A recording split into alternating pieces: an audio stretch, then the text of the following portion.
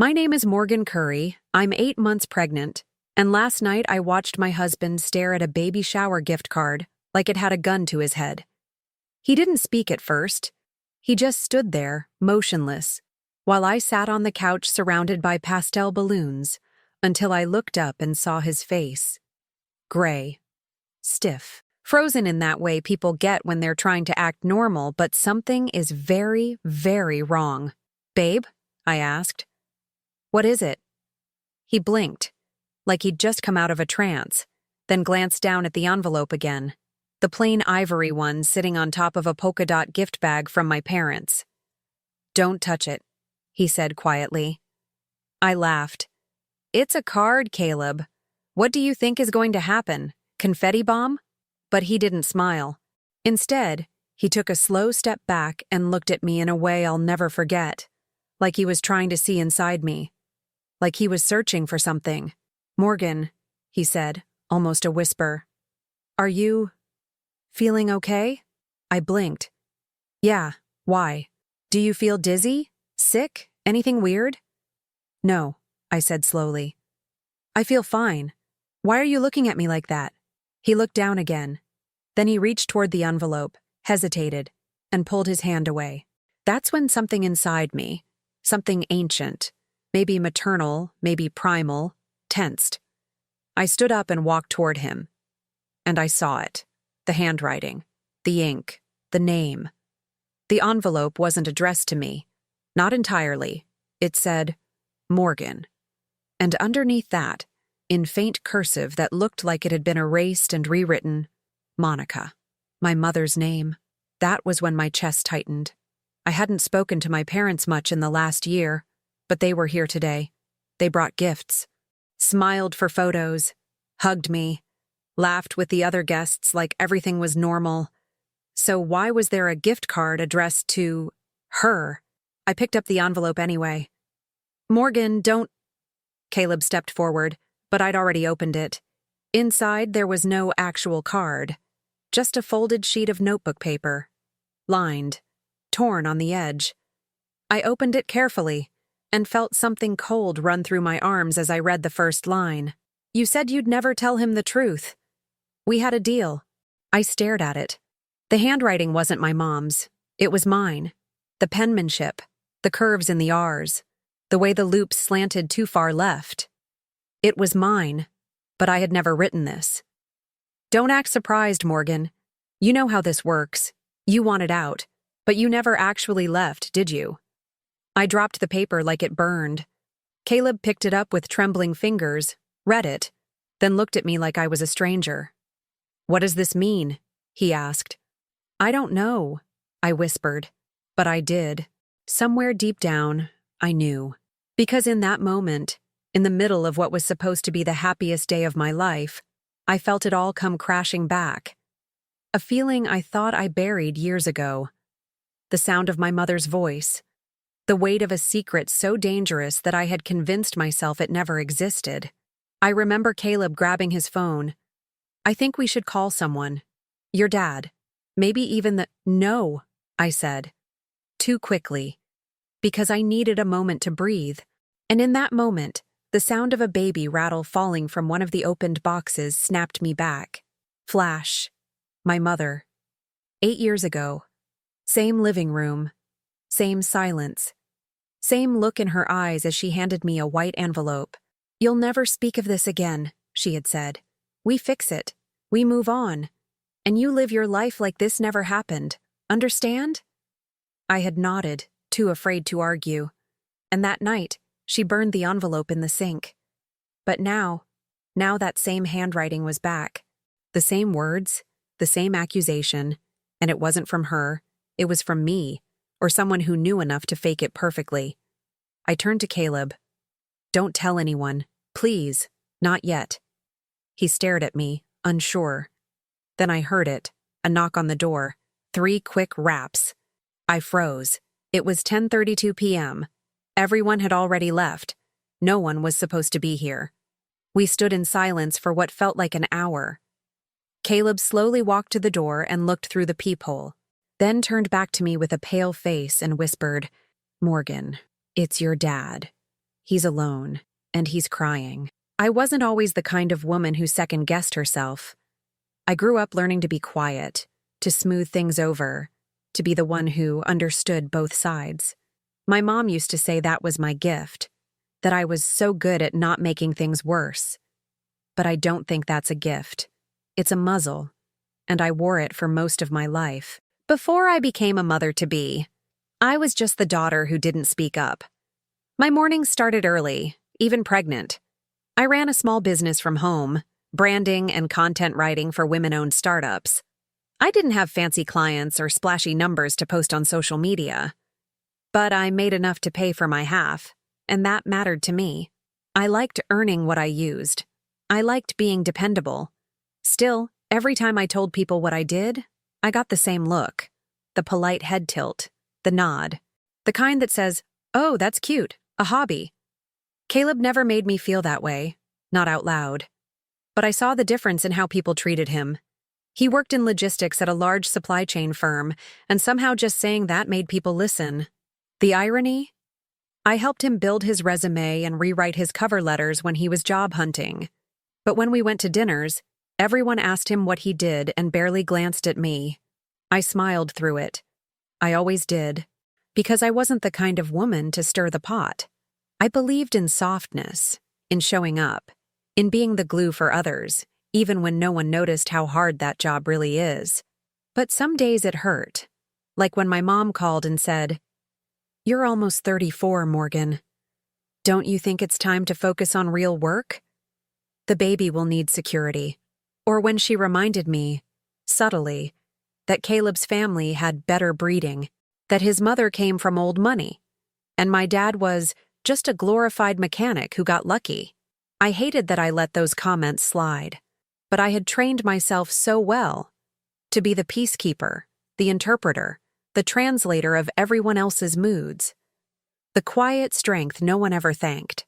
I remember one night, about 4 months into the pregnancy, I was washing dishes while Caleb scrolled on his phone behind me.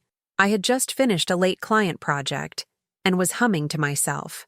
My back ached. My fingers were swollen. I was dead tired, but I liked the sound of a clean sink. It felt like a win. "Babe," I said, "can you rub my back for just 5 minutes after this?" Silence. Then, "Huh?" I turned and saw the look. He hadn't heard me. Again. It wasn't malicious. It wasn't cold. Just distracted. Absent. Like the pregnancy was happening to me, not us.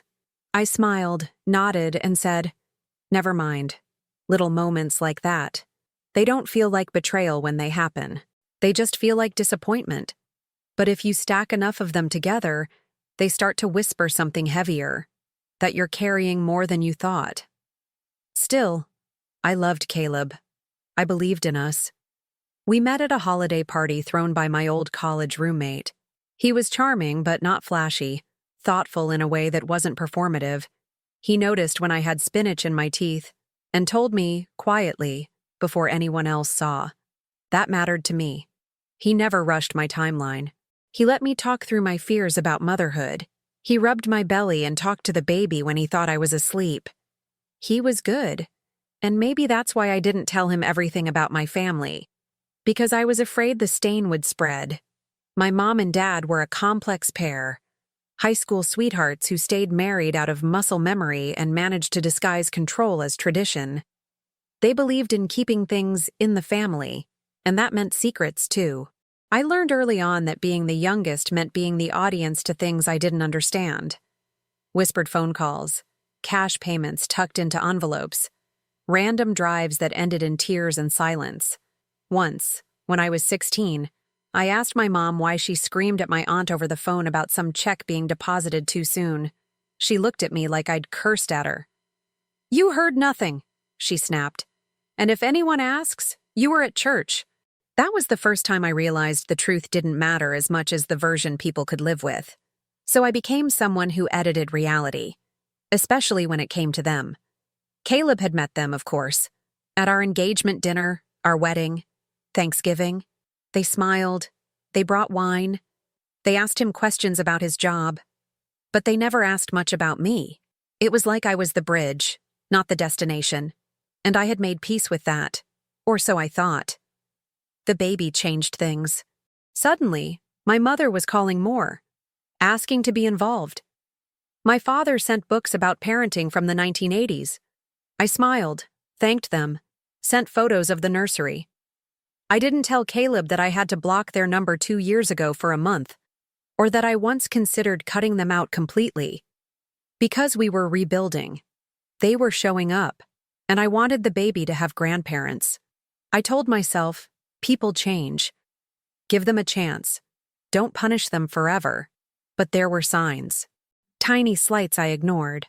Like when my mom gave me a onesie that said Daddy's boss and said with a wink, "Don't worry, it's just a joke." Or when my dad told Caleb, "You've done good by her. She needs someone who doesn't flinch." That one stuck with me. What did he mean? Doesn't flinch. Caleb laughed. I smiled, but that comment sat in my chest like a rock. And then came the baby shower. It was beautiful, a backyard garden theme, organized by my sister-in-law. Everything soft and lovely. A table of pastel cookies, handmade decorations, the smell of roses in the air. My parents brought a large gift bag and a card. They smiled like people who had something to prove. They hugged me like nothing had ever happened, and I believed them, until Caleb opened that envelope, until he asked me if I was okay, until he looked at me like he didn't know me, and I couldn't even say he was wrong. Because a part of me knew this day would come, that the version of life I carefully curated, the soft, sweet, peaceful version, couldn't survive forever, that eventually truth gets tired of waiting, that secrets don't die, they rot. And now, with the baby weeks away, my father was standing at the door, crying in the dark. I didn't open the door at first. I just stood behind Caleb, staring at the man I used to call Dad through the peephole. He was still wearing his button-down from the party, wrinkled now, untucked, and he was hunched forward slightly, like his whole body had shrunk since the afternoon. His hands were cupped around his mouth. He was muttering something, pacing. I'd never seen my father cry. Not when his brother died. Not when I moved out at 20. Not when I told him I was pregnant. So why now? Caleb turned to me. He looks shaken. Good, I said, arms folded across my belly. Let him wait. But then I heard him say it, through the wood. I didn't know she would do this, he whispered. I told her it was too soon. I opened the door. The light from the hallway hit his face like a spotlight. And in that moment, he looked ancient, hollowed, like someone who'd seen something they couldn't explain. He stepped inside without asking. Typical. Still playing the role of head of household, even in mine. Dad? I said. What's going on? He sat down without answering, rubbed his temples, took a deep breath. I didn't write that letter, he said, but I know who did. My whole body went cold. Who? I asked carefully. He looked up, eyes red. Your mother. I swallowed hard. Why would she? Because you didn't listen, he said, voice rising now. We told you not to marry him. We told you to stay close. But you had to go off and start a new life like none of it happened. I blinked. What are you talking about? You know exactly what I'm talking about, he said, pointing at me now. That night, what we buried, the money, the arrangement. And there it was. Not just a betrayal, a threat. Caleb stood behind me, quiet, arms crossed. Get out, I said softly. My father blinked. What? Get out. Morgan, I'm warning you. No, I snapped. I'm warning you. Don't come into my house crying like the victim, then sit on my couch and threaten me. He stood slowly. You think just because you're pregnant, you're untouchable? No, I said. I think because I'm finally free of you, I can finally say this. I don't owe you silence anymore. He laughed. Actually laughed. You're just like your mother, so damn dramatic. And with that, he left. No apology, no explanation, just the kind of silence that comes before something bigger breaks. The next morning, Caleb didn't go to work. He sat with me at the kitchen table while I drank lukewarm tea and stared at the envelope again. He didn't ask questions. He just waited. "I need to talk to someone," I said. And so I did. Her name was Evelyn, my former therapist. I hadn't spoken to her in nearly 4 years, not since my parents begged me to stop airing family business to strangers. But she picked up on the first ring. "I knew this day would come," she said, after I explained everything. "What do I do?" "You need to protect your child from the cycle," she said. "That starts with truth." I didn't know what that meant, not fully, but I felt it. The problem was, I didn't get the chance. Because 2 days later, I walked into a family brunch that turned into a public ambush. It was a casual thing, my sister-in-law's idea. Bagels and coffee in her sunroom, just family. My parents were invited. I didn't object. I thought maybe the air had cleared. I was wrong. I arrived wearing a soft green maternity dress, my hair loosely curled, carrying a small box of handmade thank you cards for everyone who came to the shower. I wanted to keep the peace. Show I wasn't bitter. My mom was already there when I walked in, wearing pearls, lipstick too red for breakfast, and that signature smile that meant something was about to go down. "Darling," she cooed, standing up with arms out. "You look radiant." I hugged her with a shoulder. She leaned in and whispered, "Did you like our little surprise?" I pulled back, blinking. "What?" She smiled wider. "The envelope. The letter." I stiffened. She leaned closer. "Had to wake you up somehow, didn't we?" I stepped away. Everyone else was still chatting, laughing, eating mini quiches. No one saw what she just said. But then she raised her glass and clinked it with a spoon. "Everyone," she called. "A quick toast, to Morgan." Chairs scraped, people quieted. I stood frozen as she turned to me with her glass in the air. "My daughter," she said, "is about to become a mother herself. And while we've had our differences over the years, I want her to know something. Publicly." I glanced at Caleb. He looked uneasy. She continued, "Secrets have a way of surfacing, and when they do, they test our character." People murmured. "But Morgan," she said, eyes locking with mine, "has always been a master of reinvention." My throat closed. "And I just hope, for this child's sake," she said, smiling too sweetly, "that the truth never lands on their shoulders." Silence. The kind that vibrates through the floorboards. I didn't move. I didn't cry. I just looked at her and said quietly, "You're cruel." She sipped her mimosa. "I'm honest." I left the room. Caleb followed. I was humiliated. In front of cousins, friends, his family. No one understood the context, but they felt it. The tension, the shift. And suddenly, I wasn't just pregnant. I was exposed. The rumors would start. They always did. And the worst part? She wanted it that way. My mother, the woman who once told me that silence keeps a family strong, had weaponized my history in front of people I loved. And that's when something inside me broke.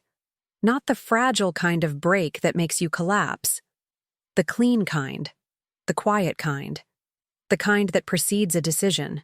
I didn't go back to the brunch. Not even to grab my coat.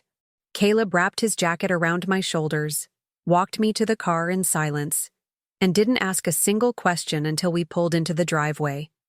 That's one of the things I loved about him. He knew when silence was protection.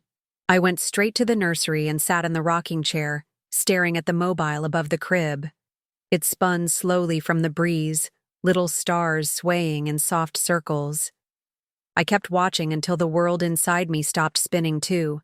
That's when I knew. She wanted a reaction. That's why she did it in front of everyone. That toast wasn't for me. It was bait. She wanted to pull me down into the mud so she could remind everyone that she raised me, shaped me, owned me. But I wouldn't give her that satisfaction. Not anymore. For the next 2 weeks, I smiled. At doctor's appointments. At grocery store clerks. At Caleb's mother when she stopped by with lemon bars and cautious questions. I smiled at everyone, even my parents when they called. Because the truth is, I was working. Not loudly, not dramatically, quietly. I started by calling Evelyn again. I booked 3 sessions that week, not because I was falling apart, but because I needed help remembering who I was before I became someone's daughter, someone's wife, someone's almost mother. She reminded me of things I'd forgotten, that I always had a sharp memory, that I used to keep everything, journals, receipts, letters, not out of paranoia but principle, because part of me always knew the truth would eventually need proof. And so I began collecting. It started with my old lockbox in the attic. I hadn't opened it in years, not since we moved into this house. Inside were pages of old diaries, thumb drives, letters from college, and tucked between them, folded and yellowed, was a bank deposit slip. $5,000. Cash. Deposited into an account I never remembered opening. I stared at the name on the deposit form. Monica A. Curry. My mother. And beneath her signature, my own. Shaky, childlike, like it had been forged by someone guessing what a 17-year-old's handwriting might look like. I stared at it for a long time. Then I scanned it, labeled it quietly in a hidden folder on my computer, and saved it to a drive I kept in my purse. The next day, I pulled up property records. My parents owned a cabin 2 hours north, in a rural stretch of land we only visited once when I was a teenager. I remembered crying the entire drive home.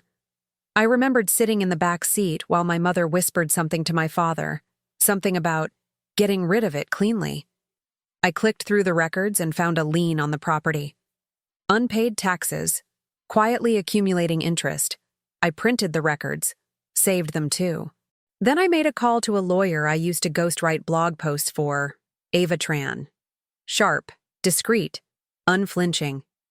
I told her only what she needed to know, that I was doing preliminary estate planning before the baby arrived and wanted to know my legal standing in regard to family holdings. She offered a consultation.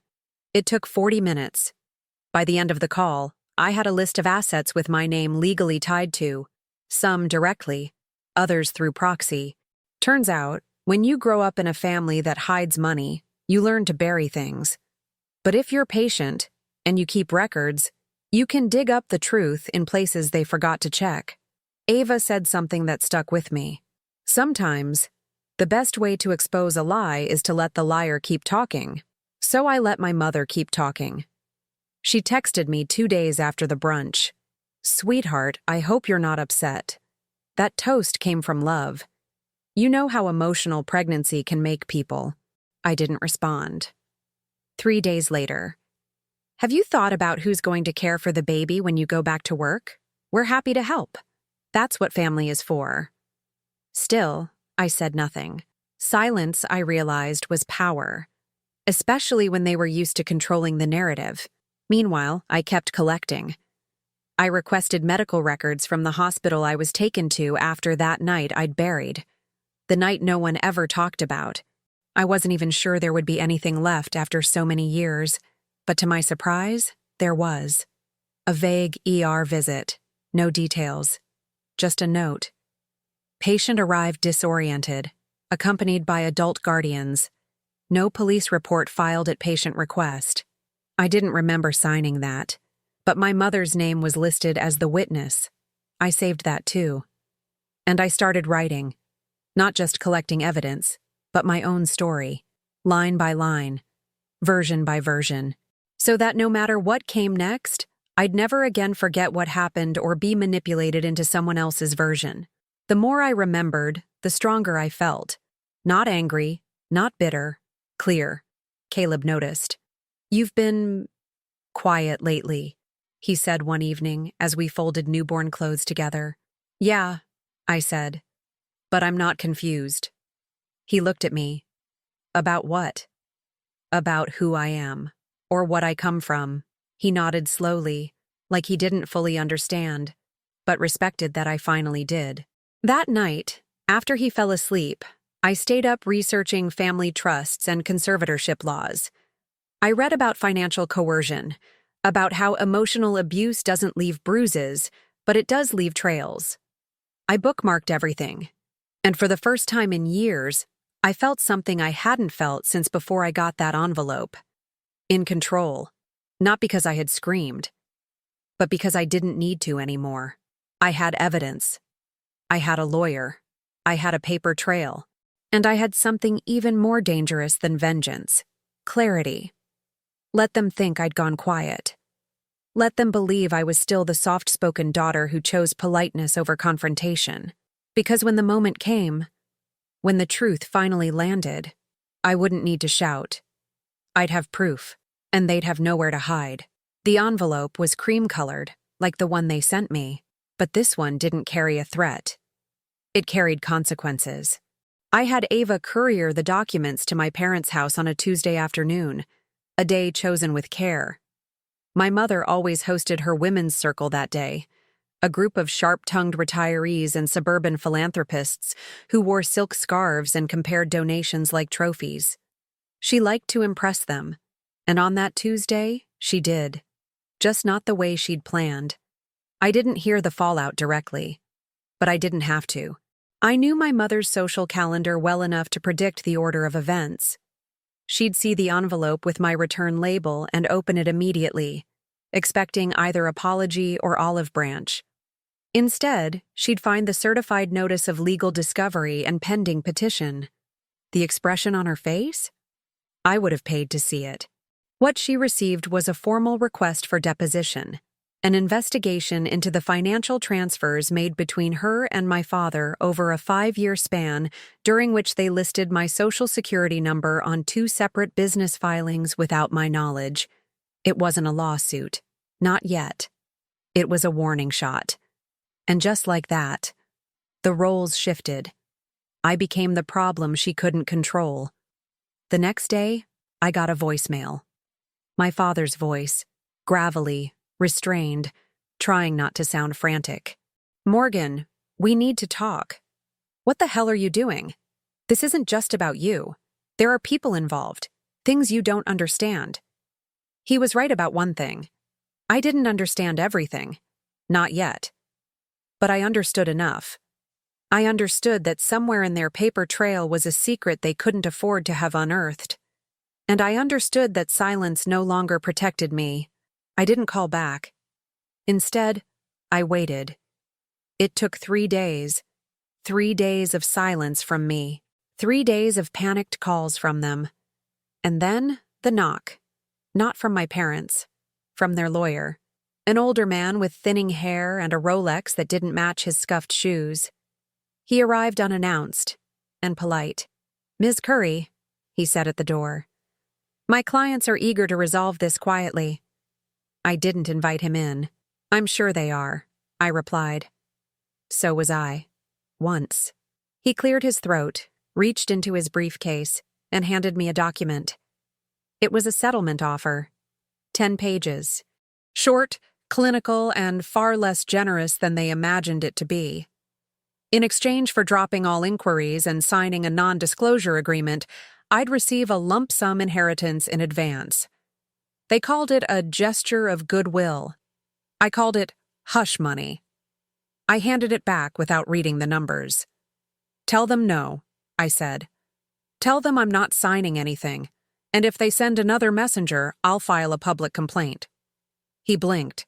"Ms. Curry, I urge you to consider—" "I have," I said. "That's why we're here."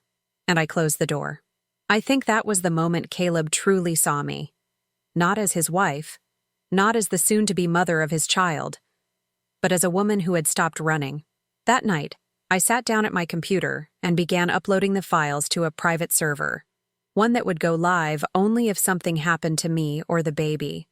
I wasn't being dramatic.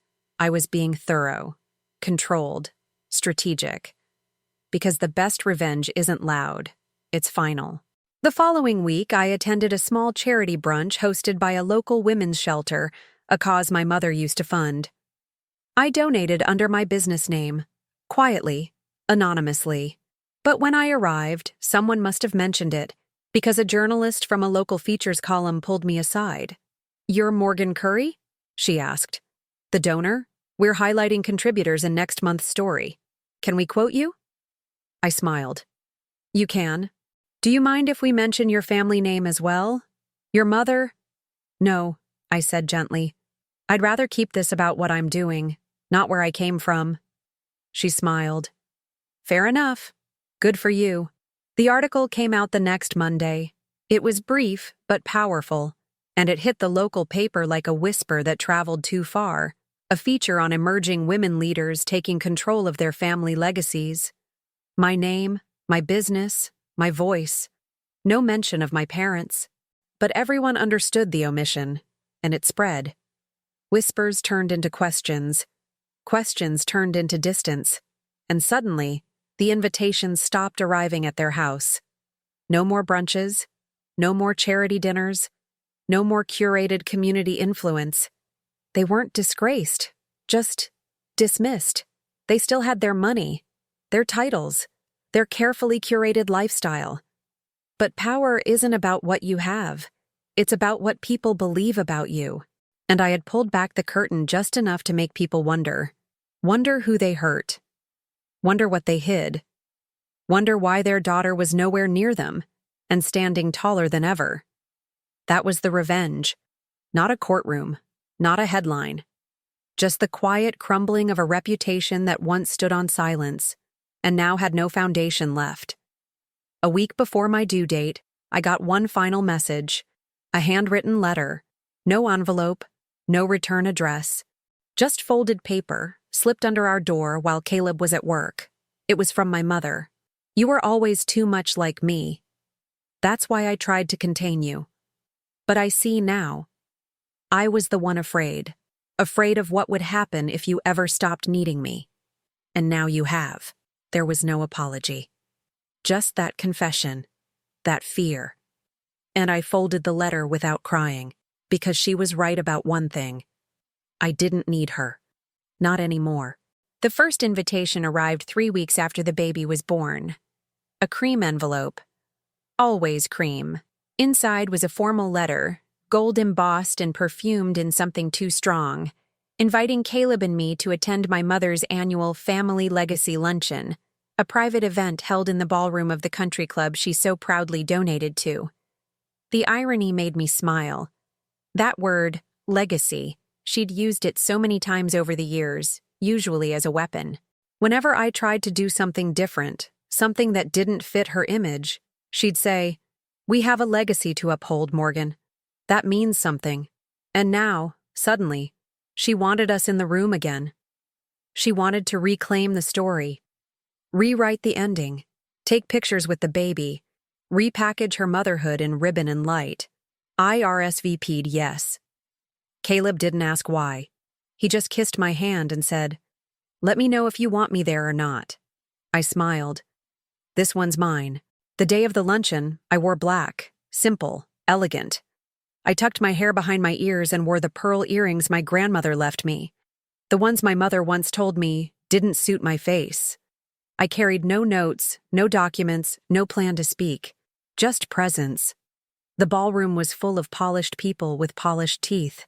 Women in champagne-colored blouses and cashmere wraps. Men in navy suits pretending to listen. My mother stood at the far end, sipping a flute of sparkling cider and laughing too loudly at something her friend said.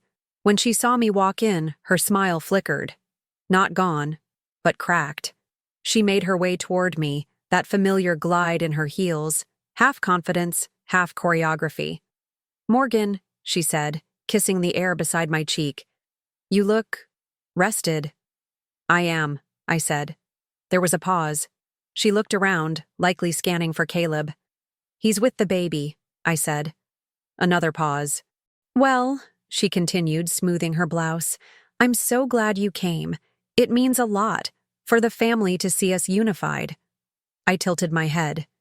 "Unified?" "Yes. You know how people talk." "I do," I said, letting it hang there. She motioned toward a seat near the front. "They saved us a table." I didn't move. She looked at me again. Really looked. Her smile faltered. "You're not going to cause a scene," she whispered tightly. "No," I said. "I never have." And that's when it happened. The first fall. It wasn't loud. It wasn't dramatic. But it was undeniable. She blinked. A flicker of memory passed over her face, the kind that loops back to every moment she pushed me into silence, reminded me to be presentable, not emotional, not difficult. She had always mistaken my quiet for weakness. Now it terrified her. "You're not here for peace," she said quietly. I said nothing. "You think you've won something." Still, I stood. And that was the second fall. She was unraveling, and I hadn't lifted a finger. Around us, people were watching. Subtly. But I could feel it. The way conversations slowed, the way glances shifted, the energy of a room sensing that something was off-kilter and no one could name it. I reached into my purse and pulled out the invitation, held it up. "You invited me," I said softly. "This is your stage." Her lip twitched. "I'll stay," I added, but only to listen. She opened her mouth to say something, maybe scold me, maybe beg, but someone called her name from across the room, and she turned to them like a lifeline. When she looked back, I was already walking away. I took a seat near the back, by the windows. She began the luncheon with a toast. Her voice was confident but too loud. The kind of performance that begged for approval. She talked about family, about perseverance, about raising strong women who honor tradition. I watched her grip the mic tighter with each line. Her voice shook ever so slightly by the third paragraph. No one else noticed. But I did, and I knew she did too. Because for the first time, I wasn't in the front row, smiling supportively. I wasn't nodding along, pretending we agreed. I was just watching. And it broke her. After the speech, she made her rounds. Compliments, cheek kisses, photo ops. She tried to reclaim her footing, but the energy had shifted. Her charm landed flat. Her laughter felt too sharp. She passed by me once and stopped. "You've made your point," she said under her breath. I looked up at her and repeated her own line, the one she whispered at the brunch weeks ago. "Secrets have a way of surfacing." She flinched. That was all I needed. Because power doesn't come from humiliation. It comes from holding the truth and choosing how to carry it. She tried to hold my gaze, but she couldn't. That was the third fall. After dessert, I stood quietly and made my way to the exit.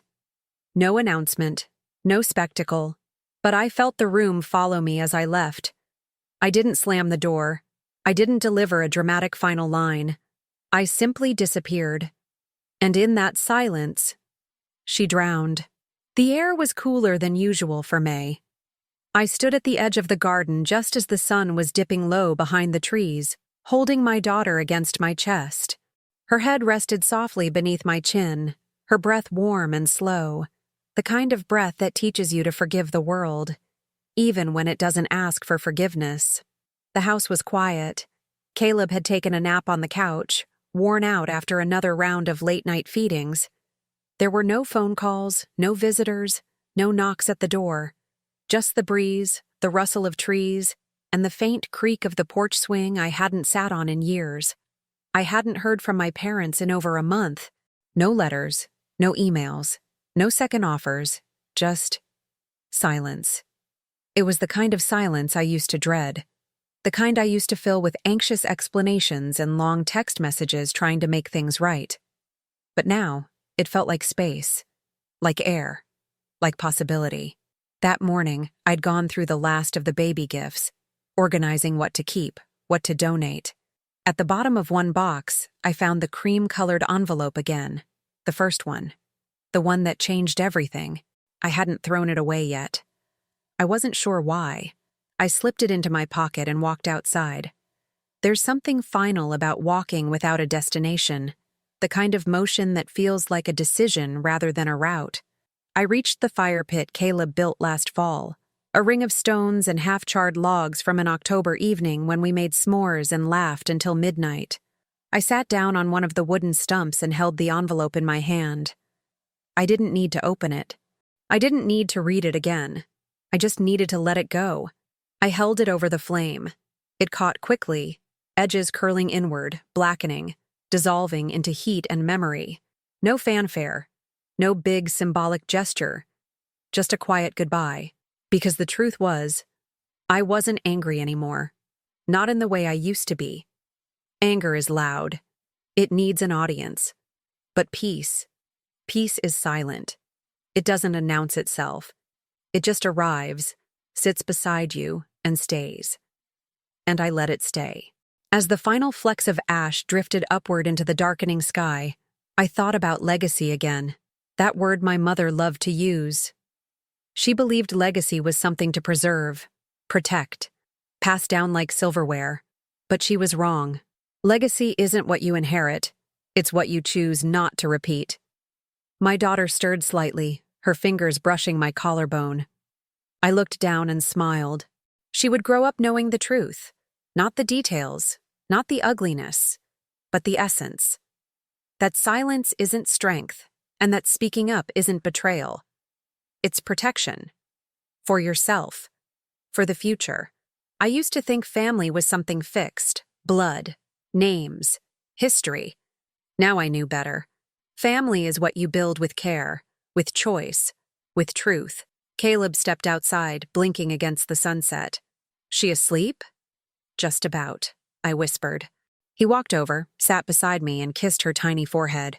You okay? I nodded. Better than okay. We sat there a while, not talking. Just existing. Later that night, after putting her to bed, I wrote one last letter. Not to send, not to publish, just for me. It started like this. You don't get to define me anymore. You don't get to write the ending. I'm not the girl you raised. I'm the woman who walked away. And that is the story I'll pass on. I folded the letter and tucked it into the back of my journal. Not to hide it. To preserve it. Because someday, when my daughter is older, when the world tries to shape her into something she's not, I'll give her this story. Not as a warning, as a mirror. To show her how strong she already is. To show her what it looks like to rise quietly, stand fully, and leave gracefully.